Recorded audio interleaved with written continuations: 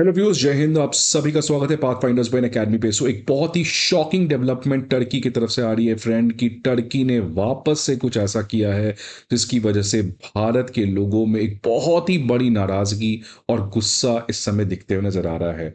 Friends, हुआ क्या है दरअसल कि टर्की की एक नेवल शिप इस समय कराची पोर्ट पर आ चुकी है। फ्रेंड्स, ये एक बहुत ही बड़ी डेवलपमेंट है, बिकॉज कुछ दिन पहले ही टर्की का एक C-130 एयरक्राफ्ट इंडिया में पाकिस्तान में लैंड किया था।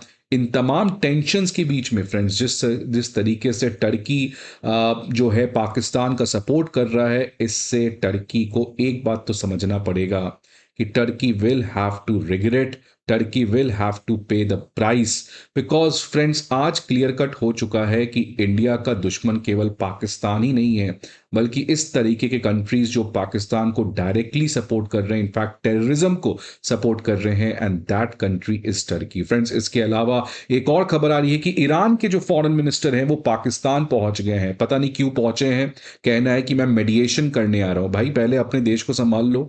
उधर अमेरिका, डोनाल्ड ट्रंप आप पे सैंक्शंस लगा के आपकी इकॉनमी को बर्बाद कर चुका है, और आपको बोला किसने है कि आप आके मेडिएशन करो? क्या इंडिया केपेबल नहीं है अपने टेंशन को ठीक करने का? Yes boss, India is capable and India knows what to do. So आपके मेडिएशन की जरूरत नहीं है। आपको जो पाकिस्तान के साथ अपना मुस्लिम ब्रदरहुड का कार्ड खेलना है, आप खेलो, बट ये मत बताओ कि आप मेडिएशन करने आ रहे हो। सो इंडिया ने तो इनफैक्ट रिजेक्ट कर दिया है कि we are not interested in mediation, specially by countries like Iran, जिनका खुद का अस्तित्व आज बहुत बड़े खतरे में है।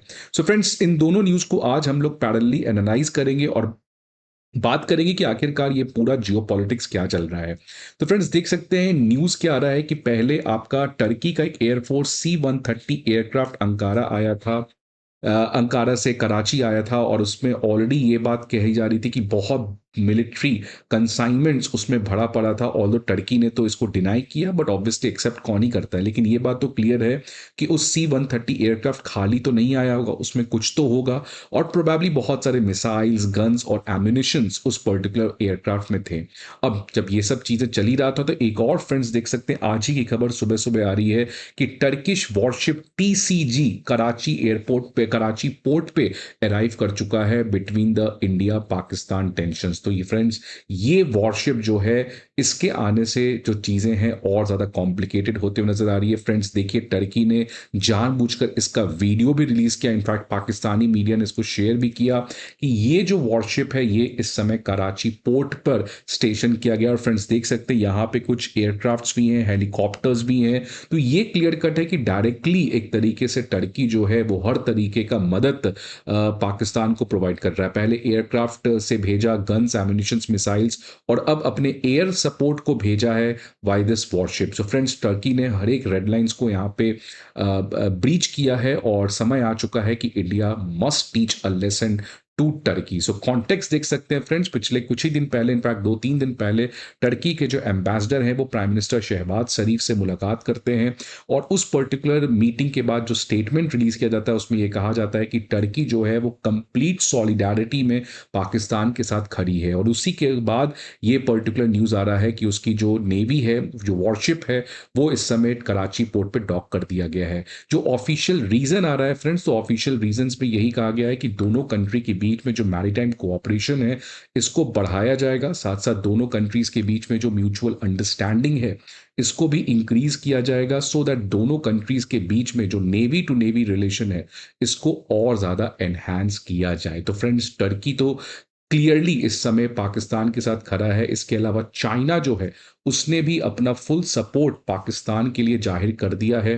तो इससे ये बात पता चल चुका है कि पाकिस्तान का जो सबसे बड़ा स्ट्रेटेजिक सपोर्टर है वो कौन कौन कंट्रीज हैं, और इसके बाद इंडिया को पता है कि आने वाले समय में किस तरीके का अपना फॉरेन पॉलिसी इन कंट्रीज के साथ हमें बिल्टअप करना है। फ्रेंड्स, इसी के बीच में एक और खबर, जैसा मैंने पहले भी आपको बताया कि ईरान के जो फॉरेन मिनिस्टर हैं वो इस समय इस्लामाबाद पहुंच चुके हैं, और इनका कहना है कि मैं पहले पाकिस्तान जाऊंगा, फिर मैं भारत आऊंगा, बिकॉज मुझे पसंद है मेडिएशन करना। मैं चाहता हूँ दोनों के बीच में जो टेंशन है उसको खत्म हो जाए।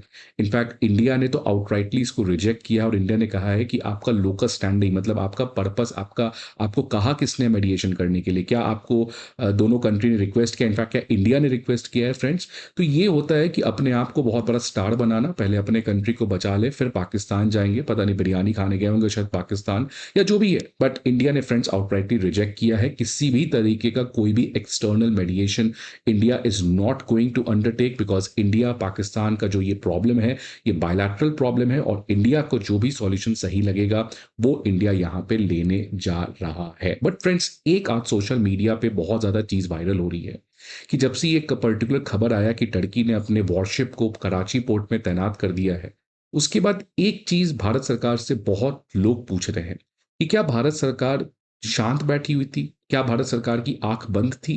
क्या भारत सरकार के डिप्लोमेट्स नहीं देख पा रहे थे? बिकॉज कई समय से ये खबर आ रही है कि पाकिस्तान और टर्की के बीच में कोई ना कोई खुफिया दोस्ती तो चल ही रहा है। वो चाहे पाकिस्तान की एयरफोर्स को अपग्रेड करना, मिसाइल्स भेजना, ये इनफैक्ट कोई नया चीज नहीं है, ये कई समय से चल रहा है। तो फिर भारत सरकार कर क्या रही थी? इसलिए आज सोशल मीडिया पे चल रहा है कि इंडिया एक सीरियस कंट्री नहीं है, अपने ही दुश्मन को हम पालते हैं।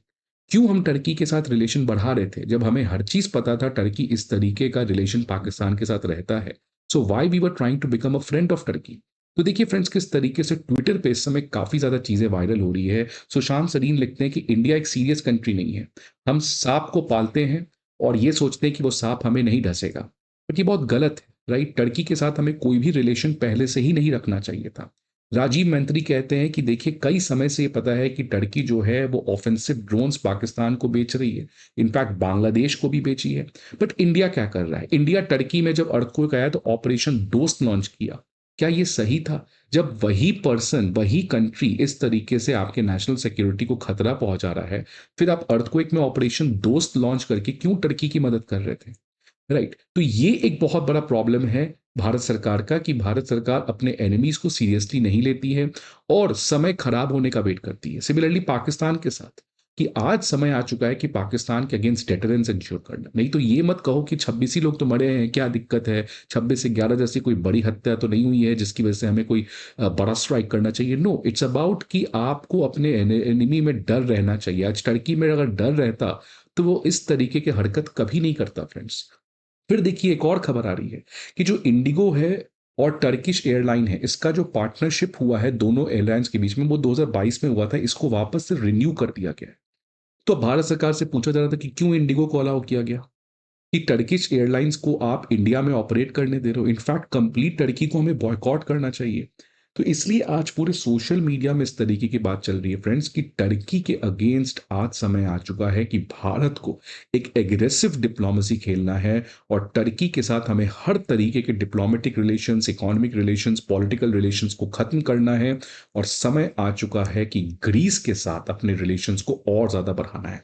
In fact prime minister Modi Greece visit किए थे एक साल पहले, दोस्ती बढ़ी है बट अभी भी इसमें काफी ज्यादा गैप है। हमें इनफैक्ट ग्रीस को डायरेक्टली मिलिट्री सपोर्ट देना चाहिए और जो ग्रीस और टर्की के बीच में जो बाउंड्री का डिस्प्यूट है उस पर्टिकुलर चीज में हमें अपने पोजीशन को ग्रीस के फेवर में करना चाहिए। सो दैट आज समय आ चुका है कि टर्की को समझना पड़ेगा कि if you are going to hit us then we are going to hit you hard. In fact एक और चीज भारत कर सकता है टर्की के साथ कि जो टर्की का कुर्ड्स फोर्स के साथ लड़ाई है, जो कर्डिस्तान के लोग अपना खुद का जमीन डिमांड कर रहे हैं, उसको भी भारत डायरेक्टली मिलिट्री के थ्रू सपोर्ट कर सकता है क्योंकि टर्की भी पाकिस्तान को मिलिट्रली सपोर्ट कर रहा है। सो फ्रेंड्स आपको क्या लगता है भारत सरकार को इस समय क्या करना चाहिए? Please let me know the comment box. I hope आपको ये वीडियो अच्छा लगे। See you again some another video. Till then goodbye and take care.